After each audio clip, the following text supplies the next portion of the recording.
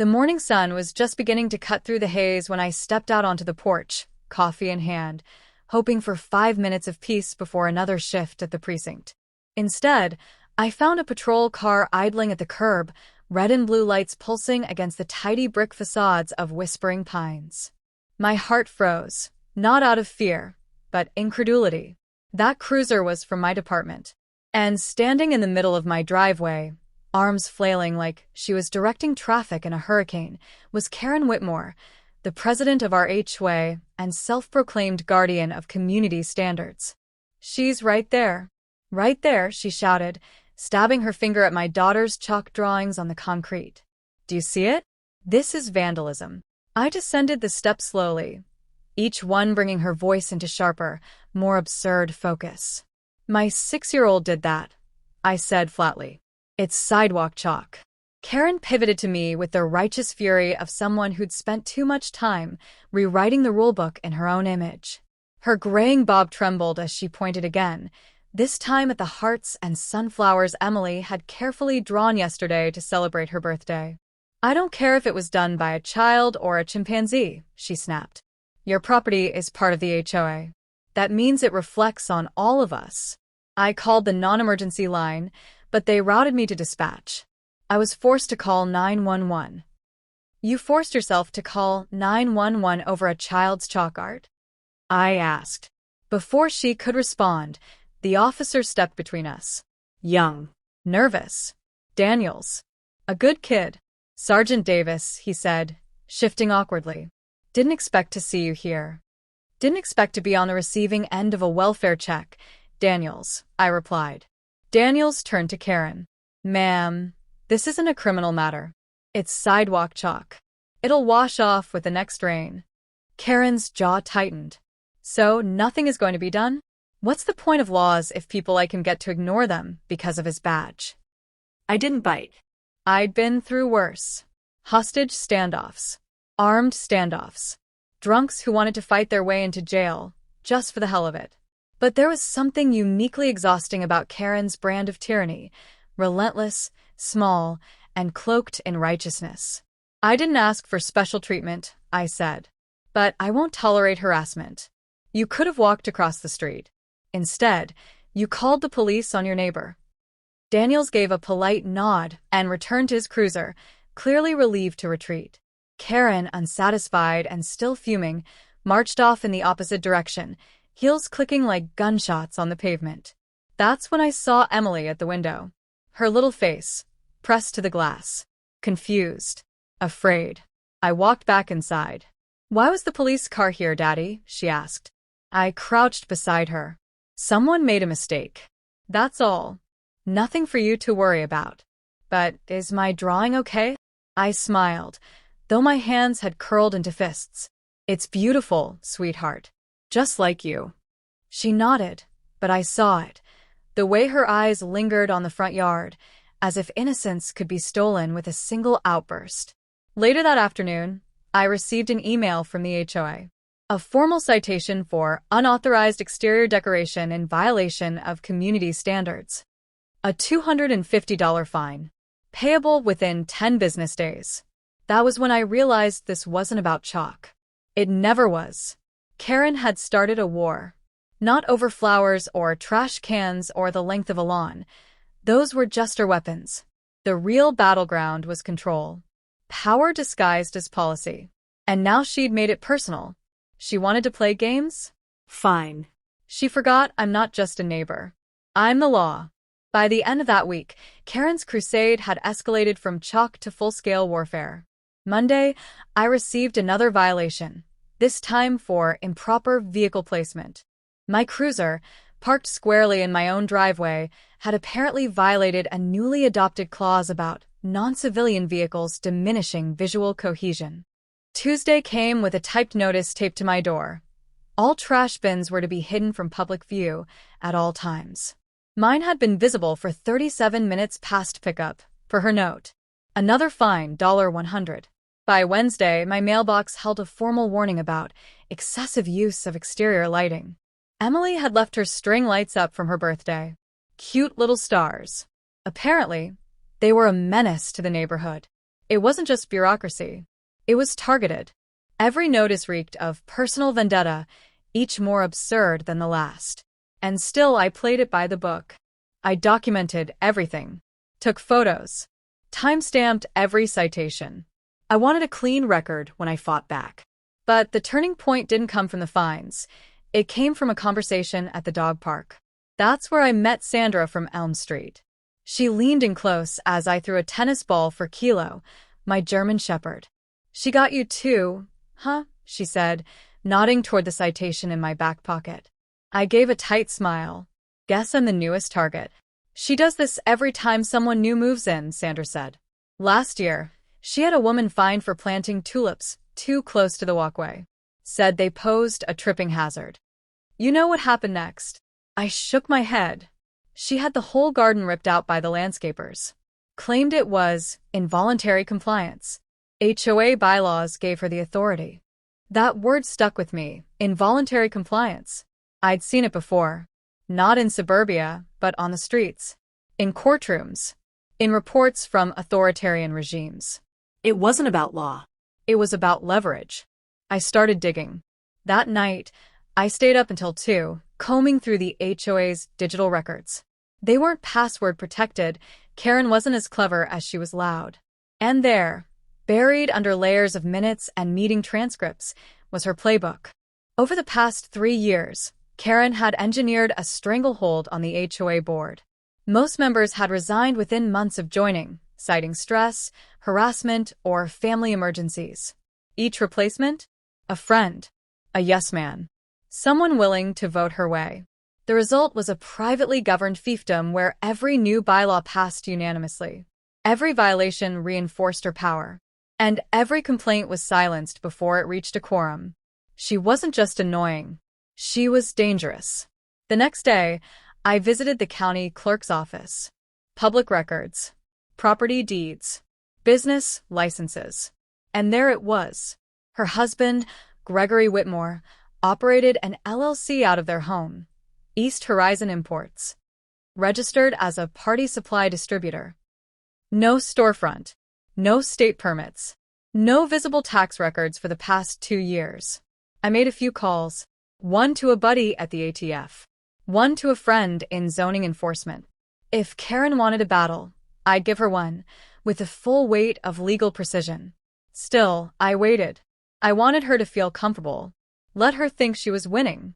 Friday, she struck again. I came home to find my driveway power washed, Emily's chalk drawings scrubbed away. A laminated sign hung from my mailbox. Community Cleanliness Courtesy. Brought to you by your HOA. Emily came outside holding the crumpled remnants of a chalk stick in her tiny hand. Her eyes searched the blank concrete like it had betrayed her. She erased my pictures, Daddy. My pulse pounded. I knelt beside her. "Do you want to draw them again?" She shook her head. "She'll just come back." And that was the moment. Not the fines. Not the harassment. That moment, when a 6-year-old gave up her joy out of fear. That's when Karen lost the war she didn't even realize she'd started. I kissed Emily's forehead, walked back inside, and opened my laptop. It was time to clean house. But not with a pressure washer. With evidence. And handcuffs. By Monday morning, I had a file so thick it could flatten a desk corner. Printed screenshots of HOA bylaws with red circles highlighting Karen's executive overreach. A spreadsheet of 27 residents fined for trivial violations over a 12-month span. A list of fines totaling over $40,000, none of which had clear accounting in the HOA's quarterly budget reports. And the kicker. The zoning violations tied to East Horizon Imports, registered to Karen's address, quietly operating in defiance of 3 separate county ordinances. It was enough to light up City Hall. But I wasn't done. I wanted her to see it fall apart. So, I filed a formal complaint with the county ethics board, anonymous but thorough. I sent a package to the state attorney general's office, flagging the HOA's financial irregularities. And I delivered copies of my evidence to a local reporter I trusted under a simple subject line, Suburbia's Silent Dictatorship. But my favorite move? Requesting a community forum. According to HOA bylaws, yes, even the corrupted ones. Any homeowner could request a public meeting with 10 days' notice and a signed petition from 5 other residents. I got 13. Even Sandra. Karen tried to block it, of course. Sent a nasty email claiming the clubhouse was under maintenance. But when I showed up Thursday night with a folded card table and a loudspeaker, half the neighborhood followed. She arrived 20 minutes late, probably expecting an ambush she could scream her way out of. Instead, she found silence, the kind that builds right before the floor collapses. "Let's begin," I said, standing next to a foam board I'd printed with photos of citations, redacted emails, and 2 charts, one showing community fines by resident, the other showing board voting records. The bars told the story, and Karen was the common denominator. "What is this?" she asked, voice rising. "It's a forum," I replied calmly. "You approved it. We're all here to ask questions about your enforcement practices, your use of HOA funds, your husband's unlicensed business operating out of your garage." Her face turned the color of raw beets. "You're harassing me. This is slander." "Not slander if it's true," someone muttered from the back. "I will sue you," Karen shrieked. "You're free to try," I said. "But you may want to read the cease and desist order coming from the county zoning board first. And while you're at it, I suggest preparing for a full audit." Karen looked around. The crowd was still, watching, waiting. And that's when the real break happened. Not in her voice, but in her stance. That steely arrogance she wore like armor? It cracked. "I've done nothing wrong," she whispered. "You weaponized your position," I replied. "You used bylaws to harass people you didn't like. You called 911 on a 6-year-old's chalk drawing. And you forgot." I reached into my coat. "That I wear the badge you tried to stick on me." I didn't pull it out dramatically. No need. The moment she saw it glint, her mouth snapped shut. I nodded toward Daniels, the rookie officer who now stood beside the clubhouse door in full uniform. "You remember Officer Daniels. He's here on official business." Karen's hands began to tremble. "I'm not under arrest," she said. "You can't do that. I didn't commit a crime." I stepped closer. "Calm." "Controlled. Then you've got nothing to worry about." Daniels approached her with a clipboard.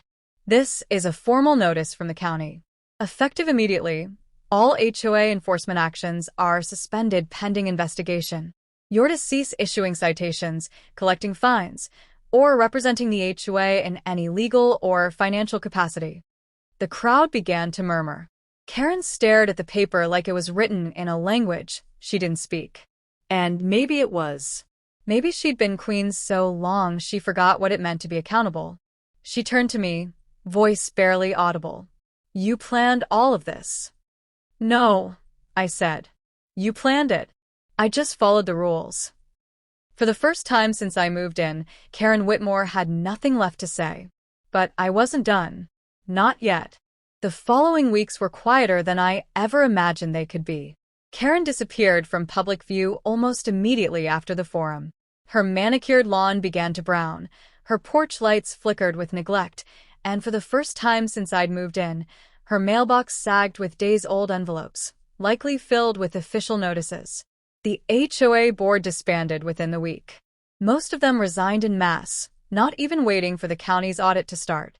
Sandra knocked on my door the day after the resignation letter went public. She brought lemon bars. Homemade. "You did it," she said with a wry smile. "The Karen regime has fallen." I laughed, but the truth was, I hadn't done it alone. The neighborhood had been aching for justice, just waiting for someone to pull the first thread. Once it unraveled, everyone grabbed a piece.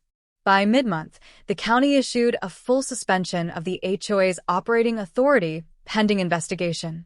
A provisional oversight committee was established, made up of randomly selected residents. No titles. No politics. Just homeowners trying to keep the community functioning. And for the first time since moving in, I saw something I hadn't noticed before: front porches with kids playing, adults talking across driveways, barbecue smoke curling through the air like a truce flag. People smiled again. Even Emily. She was outside on a Saturday morning, chalk in hand, her drawings snaking from the walkway up the drive and spilling into a full-blown mural of suns, dogs, and spaceships. When I walked out to check on her, she looked up with wide eyes. "She's really gone, isn't she?" "Yep," I said. "She's not in charge anymore. Can I draw a dragon eating a house?" I grinned. "Go for it. Just don't put our address on it." She giggled and got back to work. Later that day, I got a call from Internal Affairs. Nothing official, just a heads up. Apparently, Karen had filed a complaint against me, claiming I had used my badge to intimidate her and violate her civic authority. The investigator's tone was dry. "We reviewed the video footage from the clubhouse. You followed protocol to the letter." "I know," I said. "She just doesn't like being held accountable." Seems like nobody else liked her much either. One of the residents sent us brownies. That made me chuckle. "Let me guess, lemon bars next?" "Probably. You made a lot of people feel safe again." I hung up feeling a strange kind of peace. Not satisfaction, just clarity. I hadn't moved here to be a hero. I just wanted a driveway, a safe place for my daughter to play, and a quiet neighborhood to come home to after long shifts. But when someone like Karen weaponizes the rules to serve her ego, that peace becomes a battlefield. And I knew something else now. Peace wasn't passive. It had to be protected. 2 weeks later, I stood at the first community gathering under the new HOA charter. It wasn't held in the clubhouse. That was being audited for misuse of funds. We met at the park instead. No podium. Just lawn chairs and open conversation.